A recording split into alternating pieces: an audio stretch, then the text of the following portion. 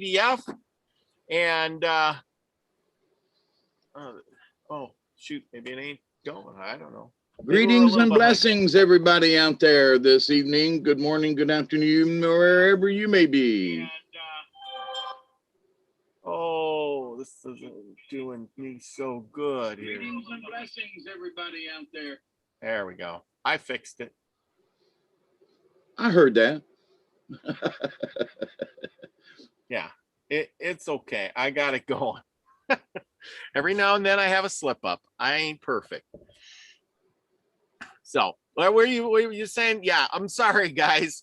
I was fiddling with the stuff and my Ana Karana shirt. Now, if you haven't got your Ana Karana shirt, I got to make my little doohickey here for Nina. We're going to have an Ana Karana party here probably closer to the end of May. So get your shirt ordered and we'll be all set.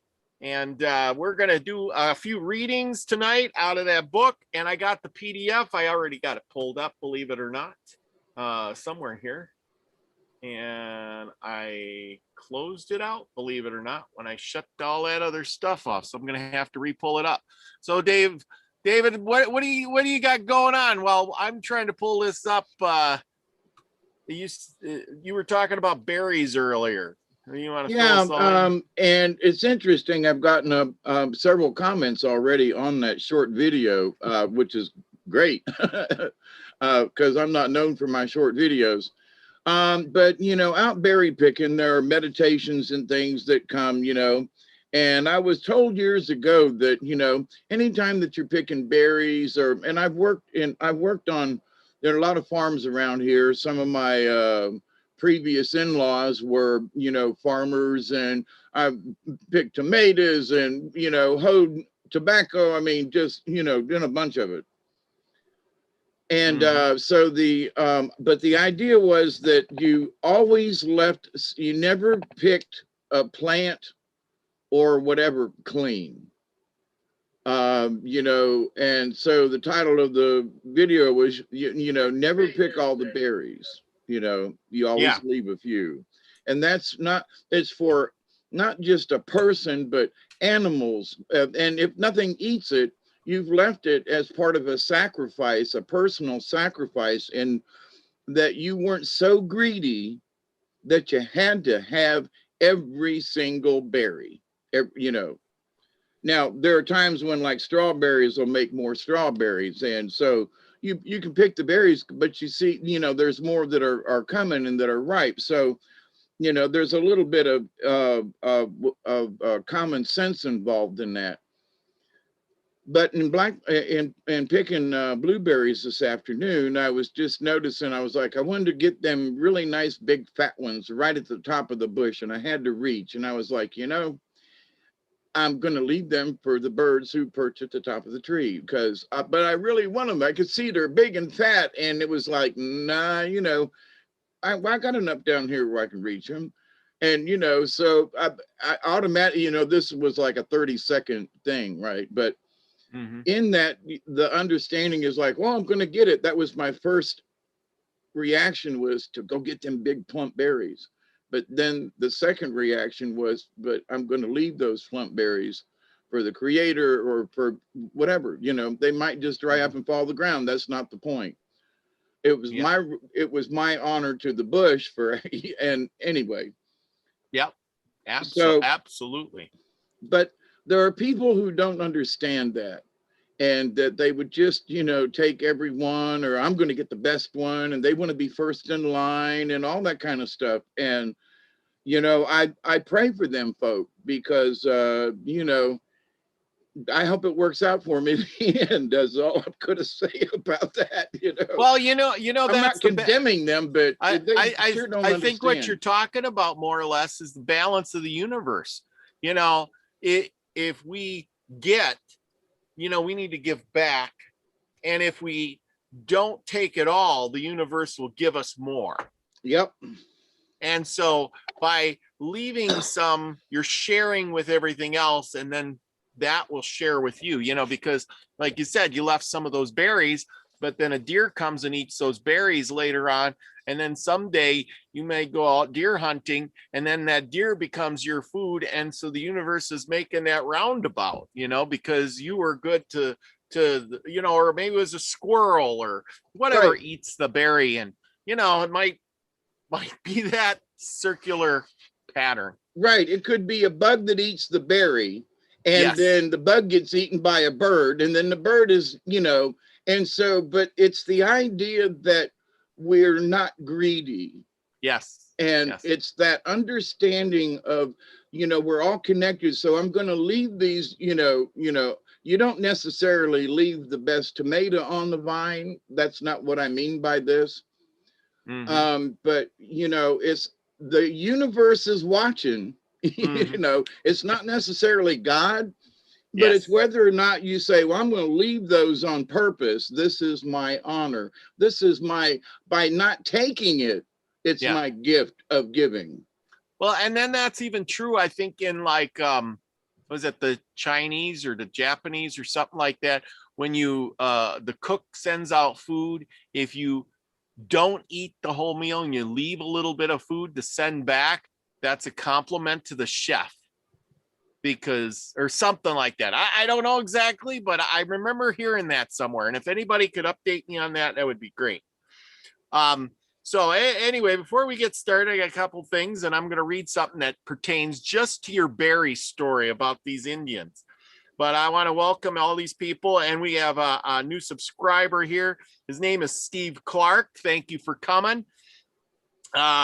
We have, we got David Castle's in the house. Elderberry's in the house. Brad McMurray's in the house.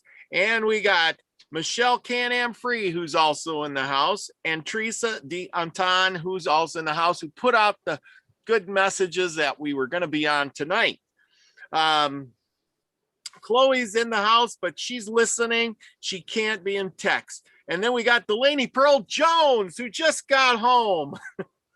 And thank you for coming and watching tonight. And we got Brandy Robinson that says blackberries, frozen, whipped cream, and dark chocolate. How awesome is that? Oh my gosh. Yeah, I tell you what, I'm coming. Oh man, you make that up, I'll be right over.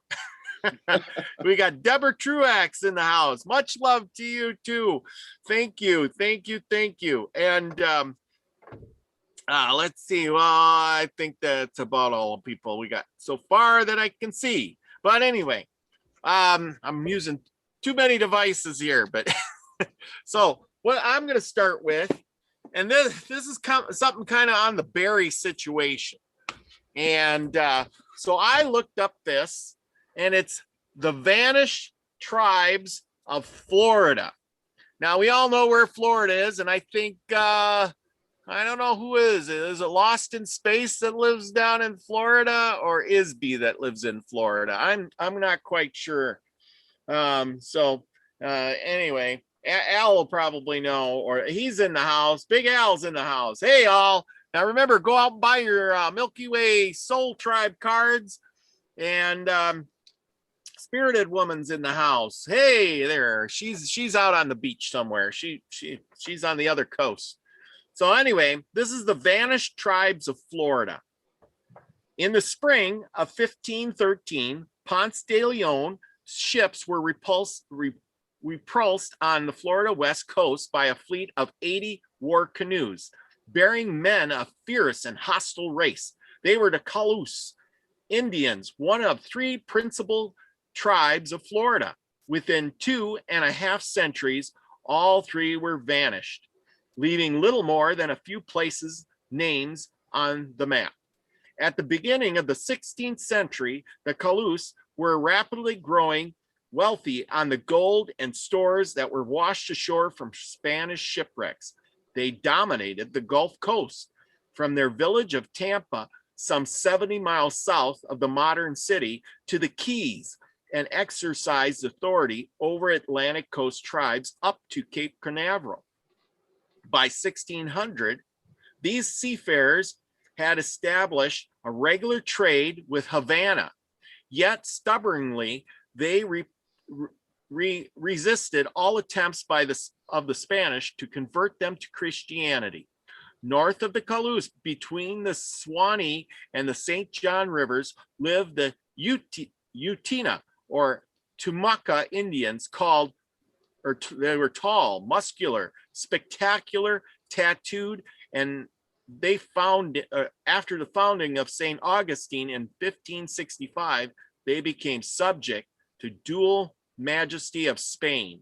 Villages were systematically conquered and inhabitants regrouped into missions for conversion.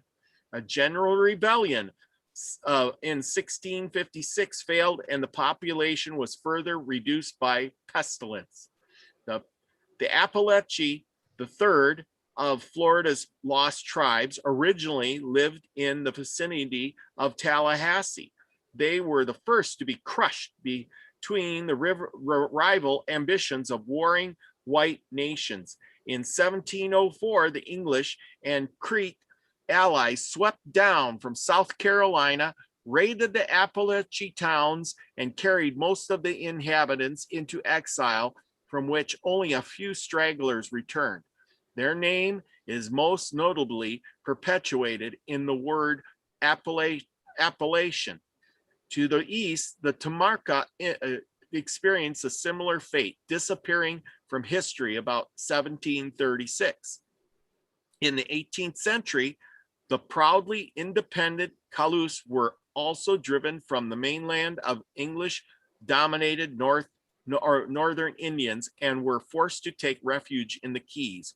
When Florida passed into English hands in 1763, a remnant of the tribe, numbering about 350, was removed to Havana.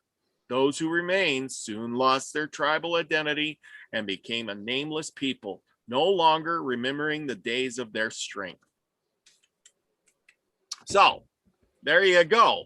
The Indians came, and the white man did not leave any berries left. Go figure. Only instead of berries, it was Indians. And now we have nothing of them left. So here's I'll show you a picture. This is the only drawing of those Indians that was made. This is a watercolor. And I'll read you the caption. I guess I got to stop my share because you guys can't see this. And I'm going to put it up to gallery view. I got to drive the bus. Okay, I'm going to do this. This is the Indians. Maybe you can see that better. The big picture. And then they showed them here with the get that up there. I'm trying to focus. This is the other picture they had with them killing the giant alligators. And there we go, back to gallery view. Anyway, so that's a little bit of all of that. Sorry about the shaky hands and everything, but well, what do you have to say to that, David? I grew up in Tampa and around the swamps, and my next door neighbor across from my grandmother and also across from us, it was interesting. They were true Seminole Indian. And, yeah. You know, I talked about this, and I'll mention this, like, because I was 10 years old. It would have been in 62, and I was born in 52, that Hurricane Donna went through Tampa. And there were some trees down and so forth and everything. And anyway, my sister and I were out playing on the tree as little kids do, with down trees and stuff. And there was this alligator in the middle of our, right in our front yard, right? And about a 6-foot gator. And so I run across the street, my sister's screaming. I get the guy, Sam, who's the alligator hunter. And he comes back over there. Literally, he's the alligator hunter. He goes, I wondered where that gator was. He said, we were coming home from the swamps with a couple of gators on the back of the truck, and we lost one just before the hurricane hit. And he goes, we wondered where it went. So, and it fell off and ended up in our front yard. Well, he only lived like on the next block over, you know, through the neighbor's yard, right? So it wasn't like it was a long way away, but so he came over and he goes, Dave, you distract the gator. And I said, okay, you know, and the gator's sitting there with his mouth open wide and all this kind of stuff. And Sam walks up behind him and grabs him right behind the head, lifts him up in one fell swoop, that gator's head cocked back and knocked it out. And he carried the gator back to his house across through the yard. And it was like, what? But anyway, so my point to this little story is that there are things that the Seminoles and the natives and people knew about gators and things and wildlife that I don't know if anybody knows about this kind of stuff anymore, you know? Yeah. Oh yeah. Yeah. That's the, that's quite the thing. But the, you know, all that's what I'm saying is they literally wiped those people out to the point there was none left to share or give back, you know what I'm saying? They're gone. Then they'll never come back. That's not truly true. Really? They wiped out the villages, but they didn't wipe out the peoples. Okay. And those peoples, there were Creek and Choctaw and Cherokee that ran. And, you know, the Spanish weren't really into heavy armor in the swamp. Mm-hmm. So unless there was a large group of them, they didn't care. So what the natives learned was we can't make big villages. We have to make small camps. And we have to be able to move quickly, you know, to avoid these guys. Now it decimated them, it cut things back, you know, but having lived in Florida, you know, growing up and been all over Florida. Yeah. You know, you got to be a He-Man back in the day to want to carry your spear and your gun and your, you know, all that paraphernalia into the swamp to go to get a native who knows where all the tracks are and is carrying light and, you know. So, but to the point though, they sent the natives into hiding, and many Seminole have their heritage actually from a different tribe who ran into Florida to hide from the Spanish and the English and anybody else who was coming after them, you know? I see. Yeah. See, I am glad I get to talk to you about that because, you know, here it's just literally talking about, yeah, wiped them out and they were gone. Poof, gone, you know. But you're probably right. They probably broke down in the smaller groups and they went here and some went there. And, you know, I agree with you. Well, here's the thing. We have to look at this from a practical sense. There were people out hunting. There were, you know, guys out on patrol. And so if they got a village, it didn't mean that they necessarily got everybody. Yeah. Because, you know, the Indians know their territory and they can hear these guys coming for a ways, right? So how they got these folks was too much trust by the Indian. Oh, definitely. Definitely. You know, oh, everything will be okay. Come with us, you know. Well, and that's what we read about a few times before, where the Indians were very trusting. They didn't even know how to lie. They were all, you know, Mr. Happy, yippee skippy, good people. And then the white man came along and says, we're going to take your land and stuff. And they went, okay, you know, pretty much it ain't our land, it's just land. And they didn't understand it. Now I was going to read this other one about the huntsman. It kind of talks about the land, but I don't know what we got for time here. You probably want to start reading. So we'll get right into that because I think that set the tone pretty good. We learned something about, besides you lived in Florida, so you know, you understood a little bit more about that. So, okay, I'm going to go back to the share screen. And also that I knew people growing up, you know, it wasn't that I, you know, when you know someone who catches alligators for a living, you know, he built a swimming pool literally out of concrete blocks and cement and raised alligators in his backyard in a concrete swimming pool, you know. And as little kids, we used to play with alligators, you know, and run up to them and see if we could touch them and whether or not. And little alligators hurt, let me tell you. But anyway, you know, people grow up in different ways. And I just happened to grow up like that, you know, that we had folks that literally raised alligators in their backyard. But we learned to respect things. Now, I was drawn to this this section of the book. Okay. And you know, I don't really ever ask. I ask why, but they just say, you know, do this anyway. but it's Tales of World Creation. And there's an introduction to this, and it sort of talks about the different types. And it's a page and a half long, so bear with me. It kind of sets the stage for some of these stories, okay? The world did not always exist as we know it today, and the myths which describe its creation are associated with and as varied as those about the rise of culture. The primordial environment is for almost all tribes a watery one, from which different beings bring up mud to make the earth. In the Southwest tale, 4 or 5 worlds of different colors or elements are stacked one atop the other, and people climb up a reed or stalk through a hole in the ceiling of one dying world into the next, into a newborn one. People in the Northwest tell of descending a hole in the sky associated with the smoke hole of a teepee to emerge into the present world. Countless characters enter into the action: true gods and spirits, monsters and dragons, elks, bears, eagles, and other birds. Even the trickster coyote tries his hand at creation. Now, I want to stop here and just make note that there are so many tribes who feel like they have come from the skies. And I think Robert is gone out of here for one reason or another, but it says I'm still on, so I'm going to keep reading.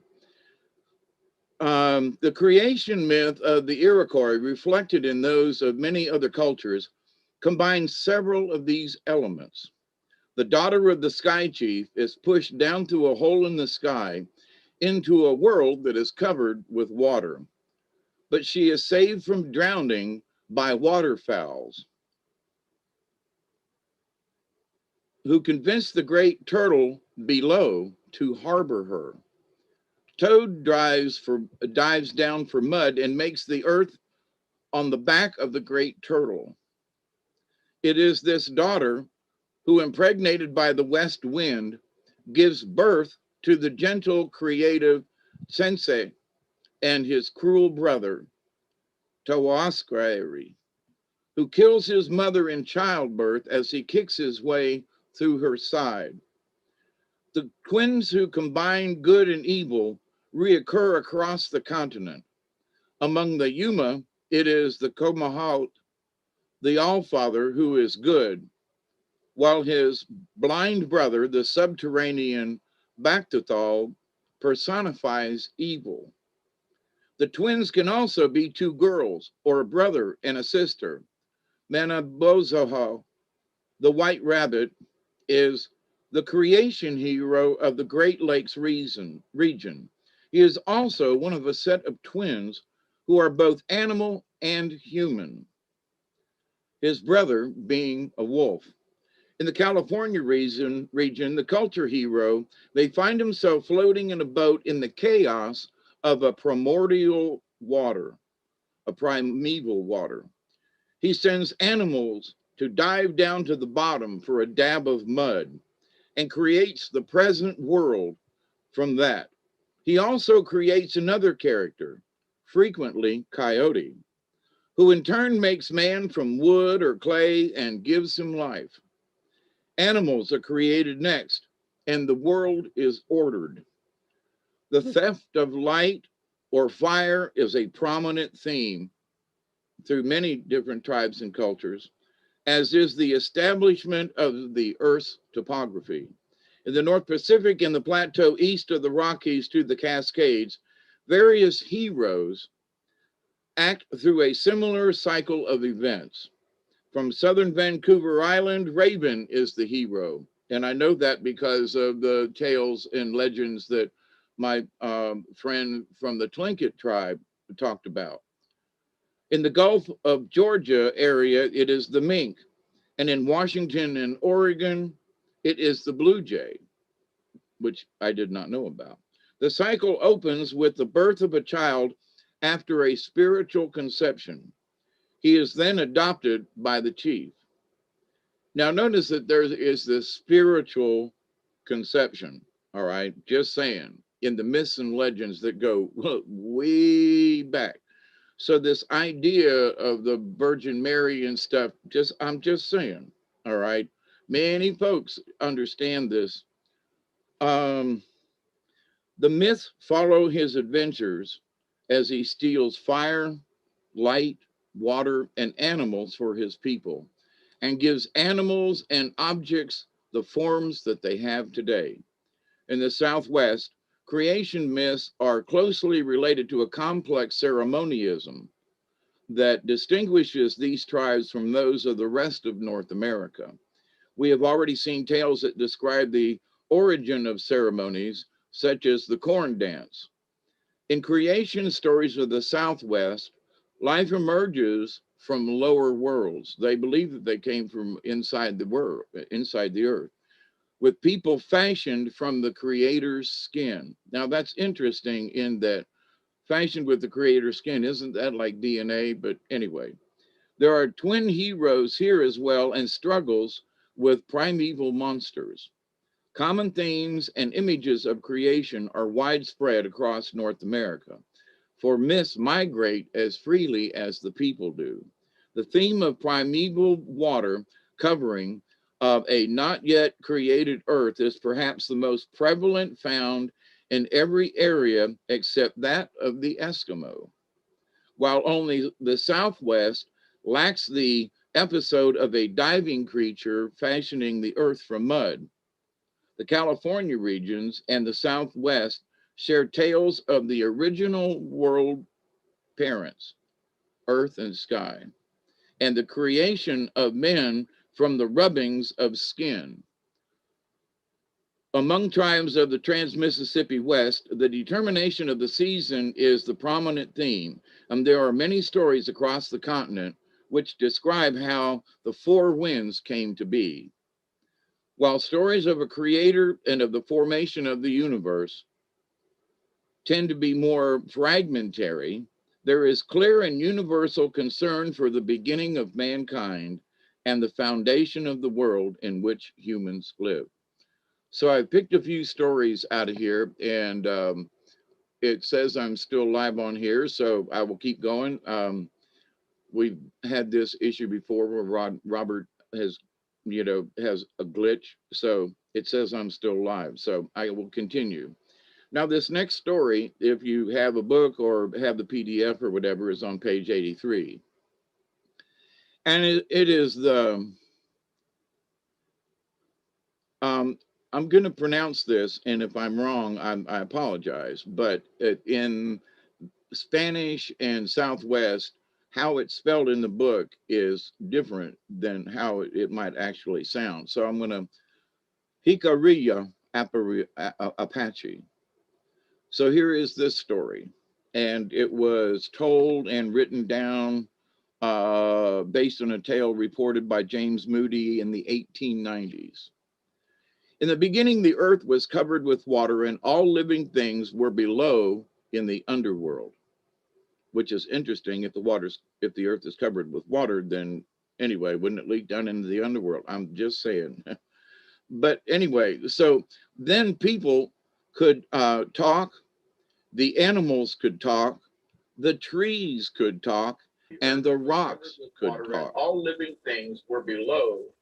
It was dark in the underworld, and eagle plumes were used for torches. The people and the animals that go about by day wanted more light. But the night animals, like the bear, the panther, and the owl, wanted darkness. After a long argument, they agreed to play the thimble and button game. And if the day animals won, there would be light. But if the night animals won, it would always be dark. So the game began. The magpie and the quail, who love the light and have sharp eyes, watched until they could see the button through the thin wood of the hollow stick that served as a thimble. This told the people where the button was, and in the first round, the people won. The morning star came out, and the black bear ran and hid in the darkness. They played again, and the people won. It grew bright in the east, and the brown bear ran and hid in a dark place. They played a third time, and the people won again. It grew brighter in the east, and the mountain lion slunk away into the darkness. They played a fourth time, and again the people won. The sun came up in the east, and it was day, and the owl flew away and hid. Even though it was light now, the people still didn't see much because they were underground. But the sun was high enough to look through a hole and discovered that there was another world, this earth. He told the people, and they all wanted to go up there. They built 4 mounds to help them reach the upper world. In the east, they mounded the soil and planted it with all kinds of fruits and berries, and that were colored black. In the south, they heaped up another mound and planted all kinds of fruits that were blue. In the west, they built a mound that they planted with yellow fruit. In the north, they planted the mound with fruits of variegated colors. The mounds grew into mountains, and the bushes blossomed, fruited, and produced ripened berries. Interesting, I did a story about berries, but anyway. One day, 2 girls climbed up to pick berries and gather flowers to tie in their hair. Suddenly, the mountains stopped growing. The people wondered, and they sent Tornado to learn the cause. Tornado went everywhere and searched into every corner, and at last he found the 2 girls and brought them back to their people. But the mountains did not grow anymore. And this is why a boy stops growing when he goes with a woman for the first time. If he never did, he would continue to grow taller. That's just an interesting side note. The mountain had stopped growing while their tops were still a long way from the upper world. So the people tried laying feathers crossways to make a ladder, but the feathers broke under the weight. The people made a second ladder of larger feathers, but again, they were too weak. They made a third ladder of eagle feathers, but even these would not bear much weight. Then a buffalo came and offered his right horn, and 3 others also contributed their right horns. The horns were strong and straight, and with them the people were able to climb up through the hole to the surface of the earth. But the weight of all those humans bent the buffalo horns, which have been curved ever since. Now the people fastened the sun and the moon with spider thread so that they could not get away, and sent them up into the sky to give light. And since water covered the whole earth, 4 storms went to roll the waters away. The black storm blew to the east and rolled up the waters into the eastern ocean. The blue storm blew to the south and rolled up the waters in that direction. The yellow storm rolled up the waters in the west, and the varicolored storm went to the north and rolled up the waters there. So the tempest formed the 4 oceans in the east, the south, the west, and the north. Having rolled up the waters, the storms returned to where the people were waiting, grouped around the mouth of the hole. The polecat went out first, when the ground was still soft, and his legs sank into the black mud and have been black ever since. They sent the tornado to bring him back because it wasn't time. The badger went out, but he too sank in the mud and got black legs, and Tornado had to call him back.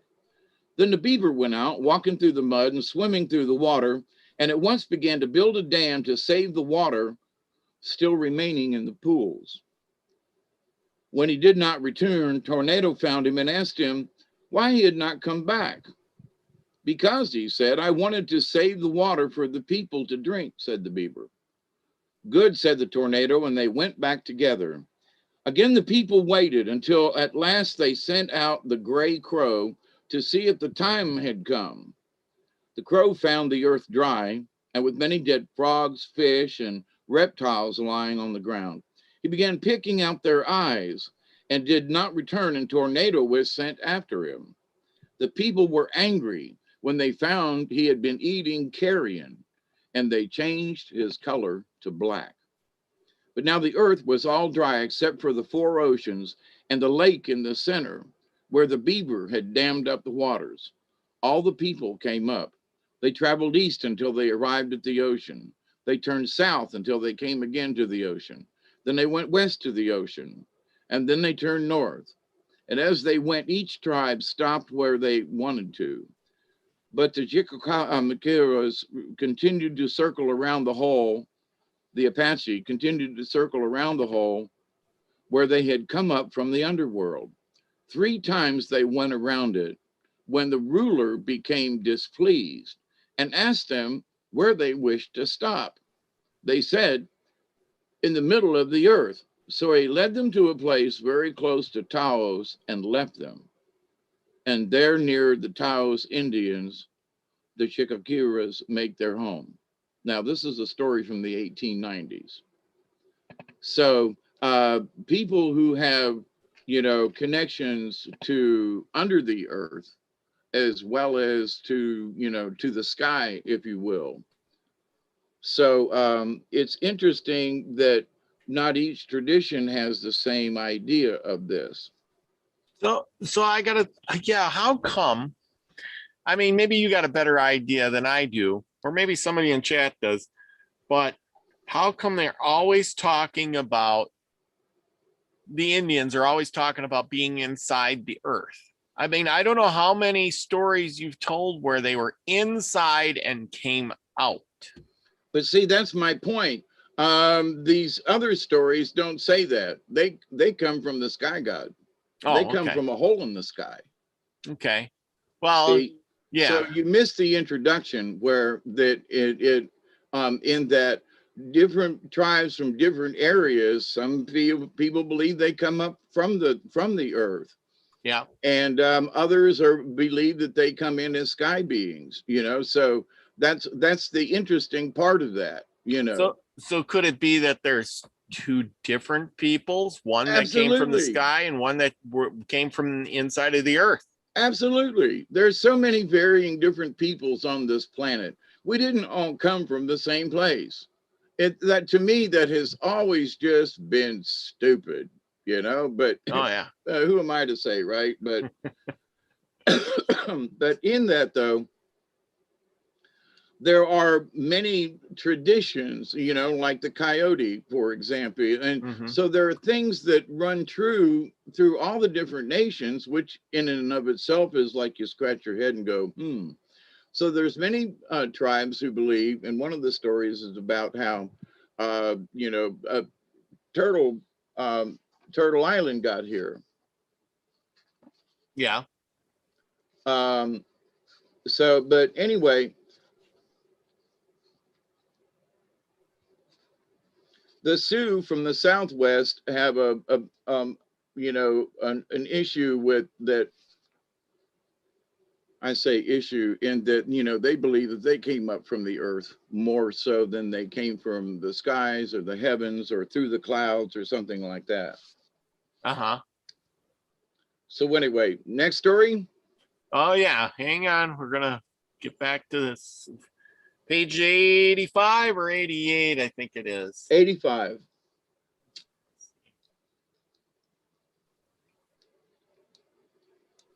And there we go. When grizzlies walked upright. Hang on. I got to stop this for a second. Now, one of the things that,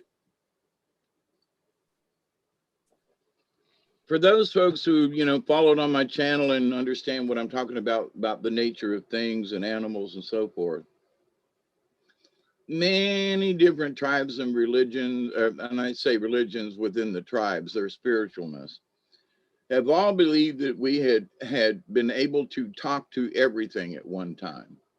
And it was because of man's sin against nature that nature quit talking to him. Yeah. But the power of a shaman, if you want to call it a power, is learning how to reestablish those connections. We Hmm. all have them. It's that we have to fine tune them back to where they used to be as a natural thing. But anyway, so this story is about when grizzlies walked upright. Before there were, this is a Modoc tribe. Before there were people on the earth, the chief of the sky spirits grew tired of his home in the above world. So now this last story is how they came up out of the ground, right? So here Mm. we go. The chief of the sky spirits grew tired of his home in the above world because the air was always brittle with an icy cold. So he carved a hole in the sky with a stone and pushed all the snow and the ice down below until he made a great mound that reached from the earth almost to the sky. Today it is known as Mount Shasta. Then the sky people took his walking, I'm sorry, the sky spirit took his walking stick, stepped from a cloud to the peak, and then walked down to the mountain. When he was about halfway to the valley below, he began to put his finger on the ground here and there and here and there. Whenever his finger touched the ground, a tree grew. The snow melted in his footsteps, and the water ran down in rivers. The sky spirit broke off the small end of his giant stick and threw the pieces into the rivers. The longer pieces turned into beaver and otter. The smaller pieces became fish. When the leaves dropped from the trees, he picked them up and blew upon them, and so made the birds. Then he took the big end of his giant stick and made all the animals that walked on the earth, the biggest of which were the grizzly bears. Now, when they were first made, the bears were covered with hair and had sharp claws, just as they do today, but they walked on 2 feet and could talk to people or talk like people. They looked so fierce that the sky spirit sent them away from him to live in the forest at the base of the mountain. Pleased with what he'd done, the chief of the sky spirits decided to bring his family down and live on the earth himself. The mountains of snow and ice became their lodge. He made a big fire in the center of the mountain and a hole in the top so that the smoke and the sparks could fly out. Mount Shasta is a volcano. Then he put on a big log on the fire. Sparks would fly up and the earth would tremble. Late one spring, while the sky spirit and his family were sitting around the fire, the wind spirit sent a great storm that shook the top of the mountain. It blew and roared. Smoke, blown back into the lodge, hurt their eyes, and finally the sky spirit said to his youngest daughter, "Climb up to the smoke hole and ask the wind spirit to blow more gently. Tell him I'm afraid he will blow the mountain over." As the daughter started up, her father said, "But be careful not to stick your head up out at the top. If you do, the wind may catch you by your hair and blow you away." The girl hurried up to the top of the mountain and stayed well inside the smoke hole as she spoke to the wind spirit. As she was about to climb back down, she remembered that her father had once said, "You could see the ocean from the top of their lodge." His daughter wondered what the ocean looked like, and her curiosity got the better of her. She poked her head up out of the hole and turned toward the west, but before she could see anything, the wind spirit caught her long hair, pulled her out of the mountain, and blew her down over the snow and the ice. She landed among the shrubbery firs at the edge of the timber and the snow line, her long red hair, note, red hair, trailing over the snow. There, a grizzly bear found the little girl when she was out hunting food for his family. He carried her home, and his wife brought her up with their family of cubs. The little red-haired girl and the cubs ate together, played together, and grew up together. When she became a young woman, she and the eldest son of the grizzly bears were married. In the years that followed, they had many children. who were not as hairy as the grizzlies, yet did not look exactly like their spirit mother either. All the grizzly bears throughout the forest were so proud of these new creatures that they made a lodge for the red-haired mother and her children. They placed the lodge near Mount Shasta. It is called Little Mount Shasta today. After many years had passed, the mother grizzly bear knew that she would soon die. Fearing that she should ask the chief of the sky spirits to forgive her for keeping his daughter, she gathered all the grizzlies at the lodge they had built. Then she sent her oldest grandson in a cloud to the top of Mount Shasta to tell the spirit chief where he could find his long-lost daughter. When the father got this news, he was so glad that he came down the mountainside in giant strides, melting the snow and tearing up the land under his feet. Even today, his tracks can be seen in the rocky path on the south side of Mount Shasta. As he neared the lodge, he called out, "Is this where my little daughter lives?" He expected his child to look exactly as she had when he saw her last. When he found a grown woman instead and learned that the strange creatures she was taking care of were his grandchildren, he became very angry. A new race had been created that was not of his making. He frowned on the old grandmother so sternly that she promptly fell dead. Then he cursed all of the grizzlies. "Get down on your hands and knees. You have wronged me, and from this moment, all of you will walk on 4 feet and never talk again." He drove his grandchildren out of the lodge, put his daughter over his shoulder, and climbed back up the mountain. Never again did he come to the forest. Some say that he put out the fire in the center of his lodge and took his daughter back up to the sky to live. Those strange creatures, his grandchildren, scattered and wandered over the earth. They were the first Indians, the ancestors of all Indian tribes. That's why the Indians living around Mount Shasta would never kill a grizzly bear. Whenever a grizzly bear killed an Indian, his body was burned on the spot, and for many years, all who passed that way cast a stone until a great pile of stones marked the place of his death. That was reported by Ella Clark in 1953, almost as old as I am. So, and the story is older than that, but you know. So, Wow. That was interesting. I was sitting on my hands on that one. Hot diggity dog. By gosh, you pick out some really good ones, I tell you.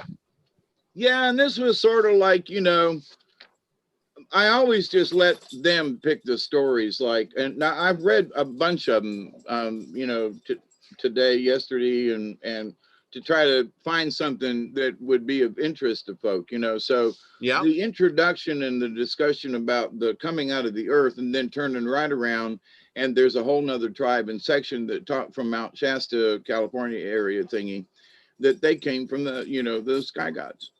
Yeah. You know, Yeah. the sky spirits came down, you know. Mm-hmm. And so it's like, you have to scratch your head and go, well, listen here now, you know, this idea of,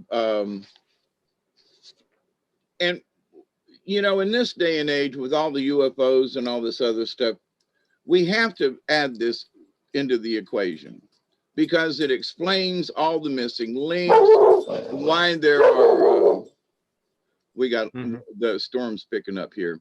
And Douglas kind of go a little wacko. He'll be all right. But we have to keep this into the equation because, you know, they drew their spaceships on the cave walls. Too much did they understand. And there were too many things that were taught to a simple people. Like, here's a rock that you can turn into an arrow, you know, and if you do this, then you can, you know, and by the animal stories, most tribes had a very close connection with the earth until the white man showed up. I mean, here in America.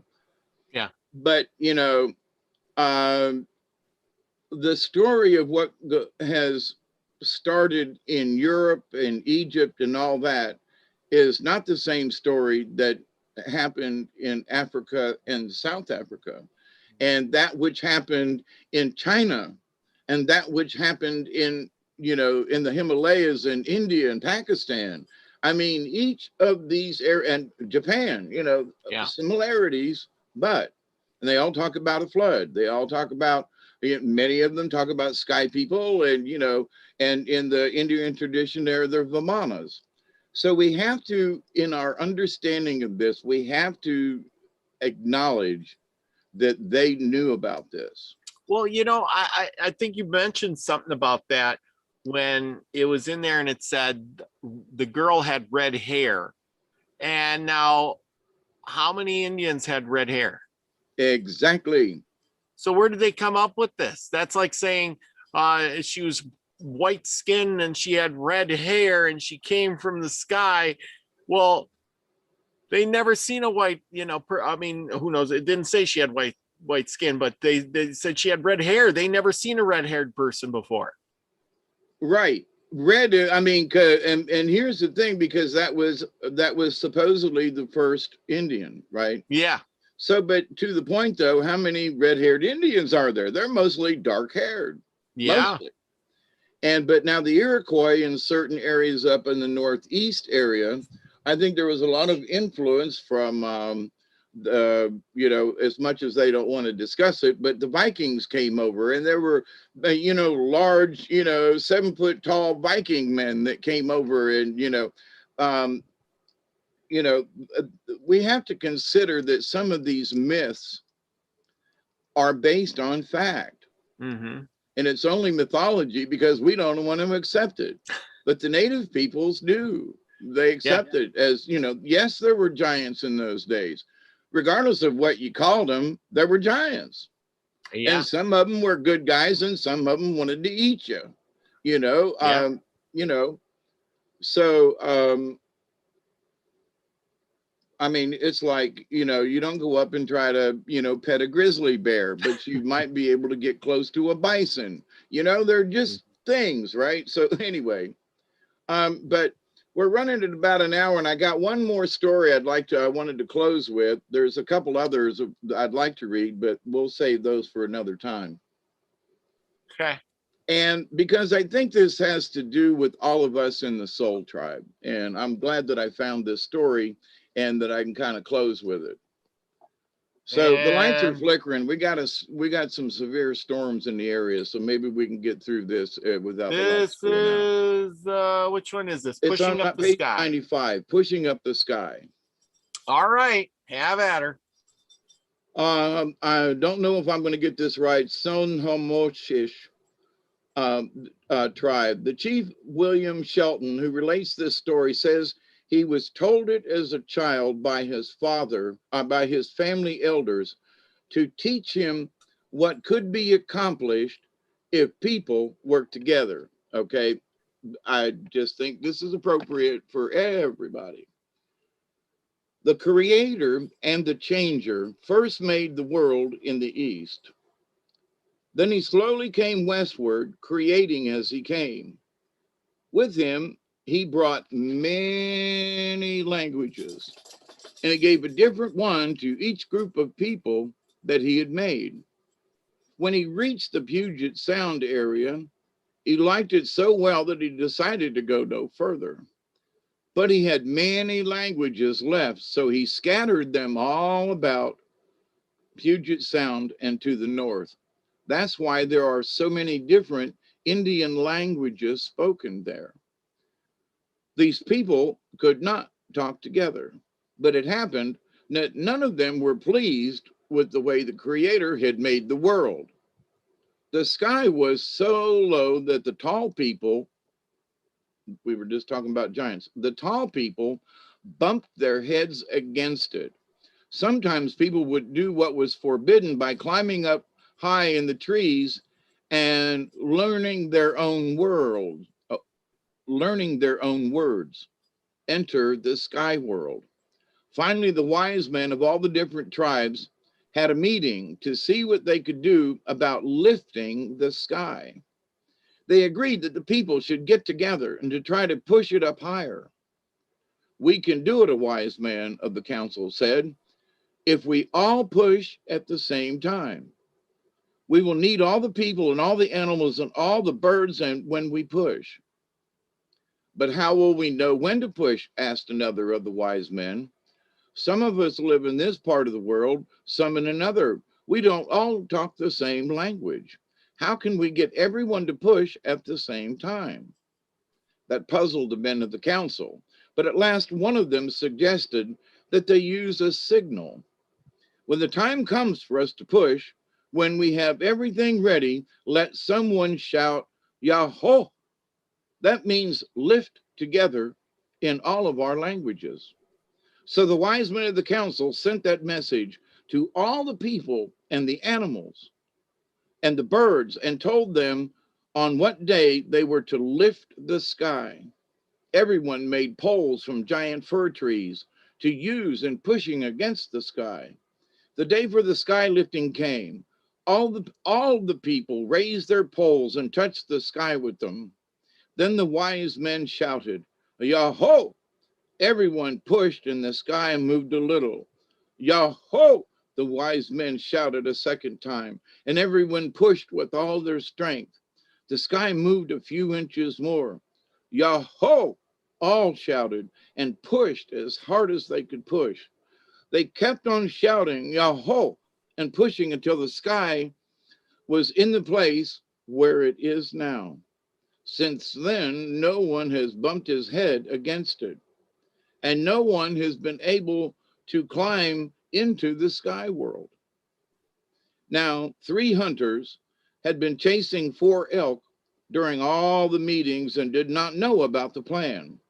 Just as the people and the animals and the birds were ready to push the sky up, the 3 hunters and the 4 elk came to a place where the earth nearly meets the sky. The elks jumped into the sky world and the hunters ran after them. When the sky was lifted, elks and hunters were lifted too. In the sky world, they were changed into stars. And at night, even now you see them. The 3 hunters form the handle of the Big Dipper. The middle hunter has the dog with him, now a tiny star. The 4 elk were made into the bowl of the Big Dipper. Some other people were caught up in the sky in 2 canoes, 3 men in each of them. And a little fish also was on its way up into the sky world when the people pushed. So all of them have had to stay there ever since. The hunters and the little dog, the elk, the little fish, and the men in the 2 canoes are stars, even though they once lived on earth. We still shout Yahoo when doing hard work together or lifting something heavy like a canoe. When we say ho, all of us use all of the strength we have. Our voices have a higher pitch on that part of the word, and we make the O very long. Yahoo! As reported by Ella Clark in 1953. So, for all of us, on this channel and my channel and other folks' individually and so forth, we know that when we all speak with one voice with the same thought, that we can lift the sky, and that we do make a difference. And if, especially if we all agree, that, I just thought it was an interesting story to kind of wrap up the storytelling for tonight. Oh yeah, that is such wise words too. Like you said, if we all focus on the same thing and have the same thought, it's the same thought, we can think and project our thoughts, but we have to have that, like you said, that Yahoo to get it going. We have to communicate between all of us at the same time to have that same thought and intention. Amazing. Well, and to the beginning of this, the elders told him the story of what people could do when they work together. Yeah. And, you know, that's it. So these stories are very old, whether they push the sky up or not, that's not the point. Mm-hmm. But it's what the legends and the stories tell of all peoples, animals and birds. And, you know, it wasn't just the human, it was everybody got together. And yeah, and the tall ones bumped their head on the sky. I just find that there's so many references to tall ones, the giants, you know, and the one before that with the red hair. Yeah. Can we talk? You know, so but they were giants in those days. Let's pay attention that there are so many things that went on way back then that a lot of people, well, a lot of the, you know, anytime they found skeletons of giants and so forth, they would scarf them up and move them. And, you know, there's been a lot of deception about giants. And and tomorrow night I'm going to be on with a little plug here at the end of this with Teresa and Scotty and I don't know, somebody else. And it will be about Nephilim and meaning giants, in my opinion. So, but you know, the fact that native peoples all over the planet have stories of giants in them. You know, I think that's how some of these pyramids and stuff got made, because there was a 30-foot giant that could carry a rock like it was nothing, you know, and all of the people, the little guys, their job was to feed them big rascals. I think they had tents and stew pots and, you know, but this idea that, oh, all these tiny little men move these huge blocks and everything, I have always thought that was stupid, even in grade school, growing up kind of thing.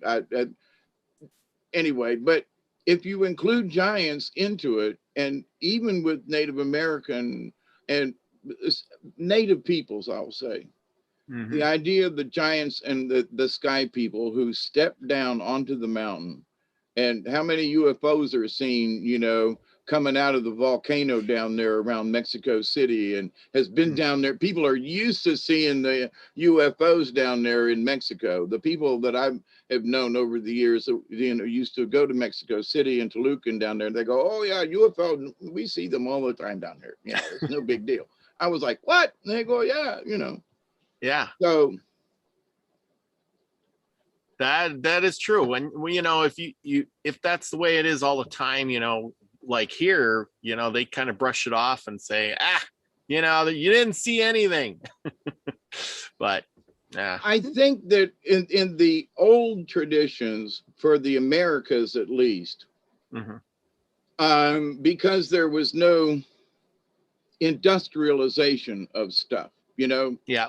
I mean, they were still using stone tools and things, but here's interesting, you know, some of the sharpest scalpels are made from flint, just saying. But anyway, but the idea of, and where did the serrated edge come from? Arrowheads, just saying, you know, I mean, there's a lot of old technology we use today, but nobody pays attention to. But anyway, but the idea, though, that they were given all the basics. And it's like this other story that I wanted to read. It was like, you know, here I'll read a section to kind of prove my point. And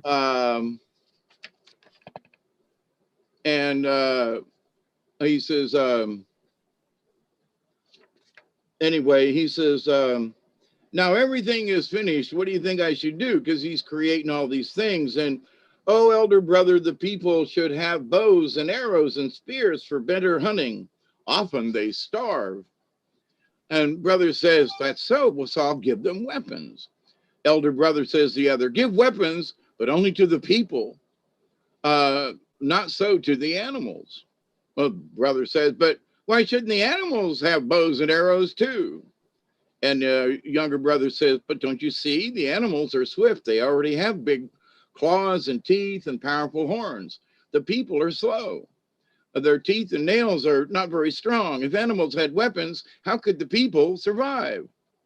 well, my younger brother said, the elder, you think of everything. Forthwith, he gave the people bows and spears. Younger brother, are you satisfied now? Well, no, not at all, said the younger brother. There's only one language, and you can't fight somebody who speaks your language. Mhm. There should be enemy. There should be war. Mhm. What are wars good for? Oh, my respected elder brother, sometimes you're just not thinking war is a good thing. Say you're a young warrior. You paint yourself with vermilion. You wear a fine war shirt. You start, you sing. Young girls look at you, young women whose husbands that have no war, they look back at you. You go on the war path. You steal the enemy's horses. You steal his women and his maidens. You count coup. You have brave deeds. You are rich. You have gifts to give away. They sing songs honoring you. You have many loves, and by you become a chief. Ah, Coyote, my younger brother, you've hit upon something.